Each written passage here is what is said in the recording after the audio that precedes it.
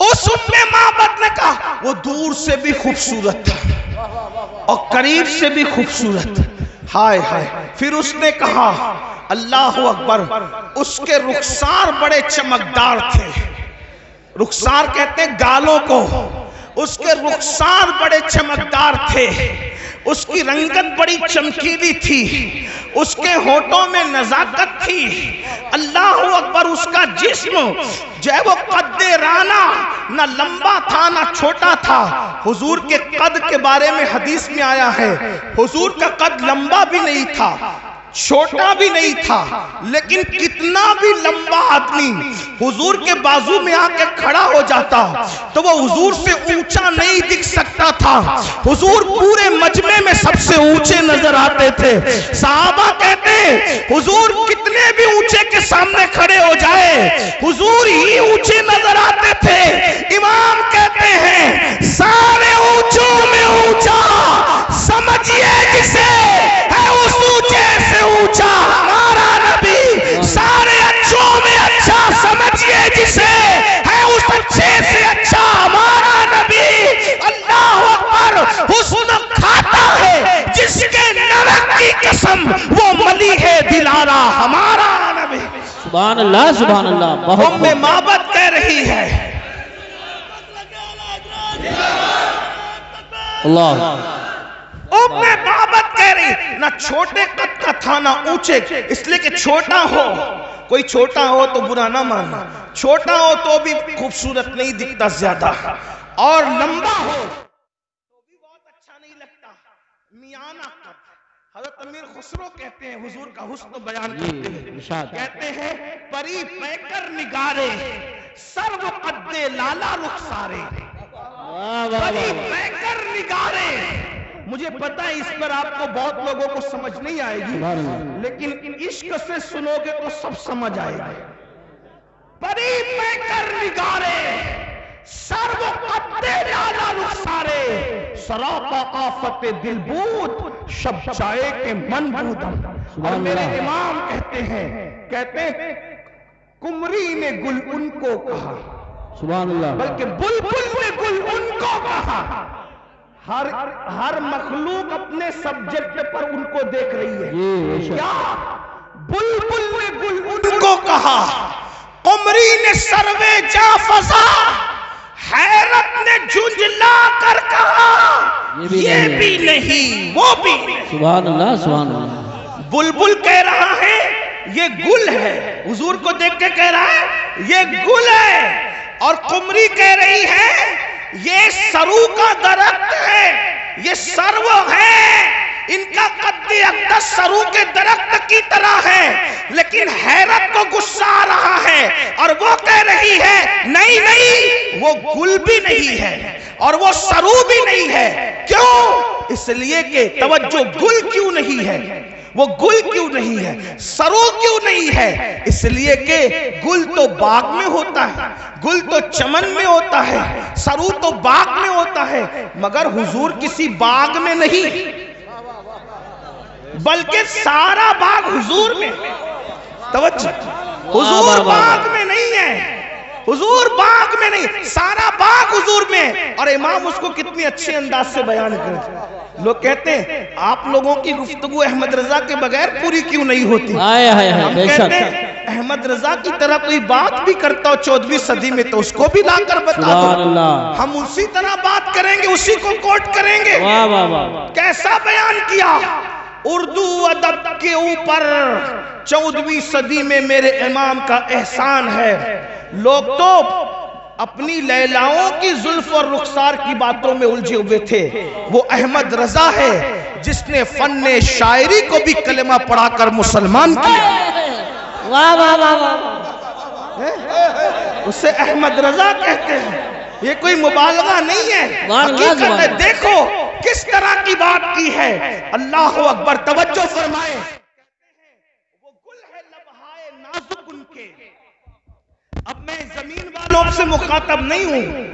منبر پر اگر اہل علم کے ساتھ اہل عشق ہے تو میں ان کی بھی دعائیں چاہتا ہوں. احمد رضا کہتے کس کو ہیں؟ رضا بریلوی کہتے کس کو ہیں؟ کیا وہ گل ہے لبہائے نازک ان کے، ہزار جھڑتے ہیں پھول جن سے۔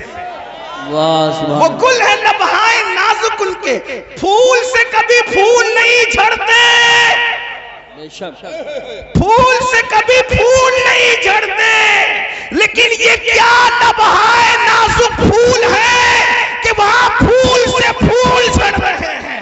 وہ گل ہے لبہائے نازک ان کے، ہزار جھڑتے ہیں پھول جن سے، گلاب گلشن میں دیکھے بلبل، یہ دیکھ گلشن گلاب میں۔ اگر پورا گلشن گلاب میں دیکھنا ہو تو ذات مصطفیٰ جان رحمت کو دیکھ لیا جائے، اور کہتے ہیں انہی کی بو مایہ سمن ہے، انہی کا جلوہ چمن چمن ہے، انہی سے گلشن مہک رہے ہیں، انہی کی رنگت گلاب میں ہے۔ اور ایک مقام پر کہتے ہیں وہی جلوہ شہر بشہر ہے، وہی اصل عالم دیر ہے، وہی نیر ہے، وہی بیر ہے، وہی پاٹ ہے، وہی دھار ہے۔ اللہ اکبر۔ تو میرے آقا علیہ السلام کے پیارے دیوانوں، جس وقت ام معبد نے برکت والے کا حلیہ بیان کیا، اس کے شوہر نے کہا کتنا حسین ہے وہ، کتنا خوبصورت ہے وہ، کتنا جمیل ہے وہ، ایک جھلک میں بھی دیکھ لوں۔ وہ گیا کدھر ہے تو پتہ بتایا ادھر کو گیا ہے، اور بالآخر اپنے شوہر کو لے کر اور اپنی فیملی کو لے کر ام معبد پہنچی مدینہ منورہ، اور لوگوں سے پوچھتی وہ برکت والا کہاں ہے، وہ برکت والا کہاں ہے، وہ برکت والا کہاں ہے۔ لوگ کہتے کون برکت والا، کون برکت والا؟ اب بتا بھی نہیں پاتی کہ کون ہے، کیونکہ اپنا نام اس نے اپنی مرضی سے خود حضور کا نام رکھ لیا تھا برکت والا۔ لیکن اللہ اللہ، اچانک برکت والا ڈھونڈ رہی تھی۔ صدیق اکبر کسی کام سے جا رہے تھے، دکھ گئے، شور کا وہ دیکھو اس کا ساتھی ہے، اس جوان کا ساتھی وہ شخص ہے۔ وہاں پہنچے اور پوچھا ابو بکر صدیق سے، وہ تیرا برکت والا صاحب کدھر ہے؟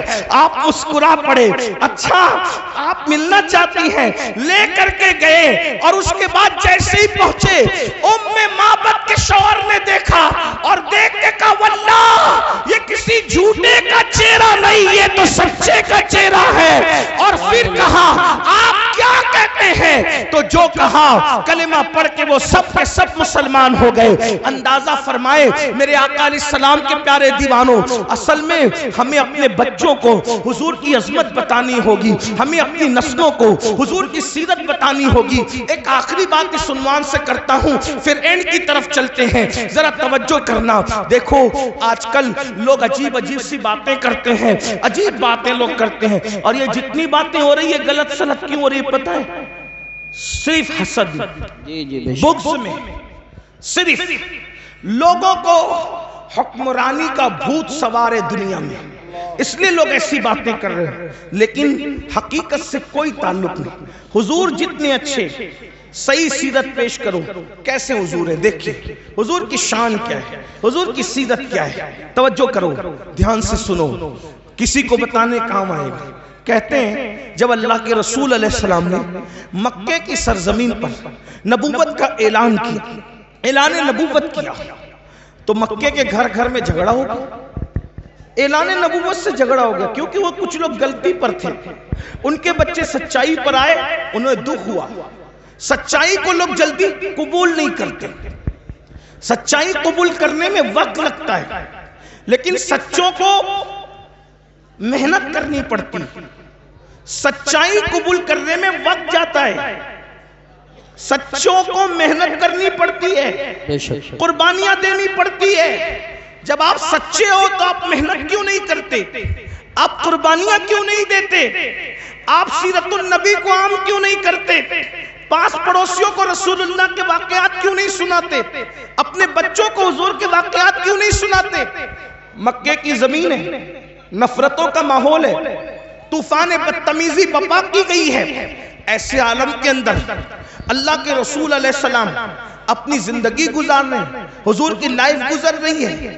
ایک مرتبہ کا واقعہ ہے کہ مکے کی زمین ہے، زمین مکہ پر شام ہو رہی ہے، سورج مکے کی گھاٹیوں میں اپنے چہرے پہ گھونگھٹ ڈالنے کے قریب ہے، اور شام کی چادر عرض مکہ پر عرض بکہ پر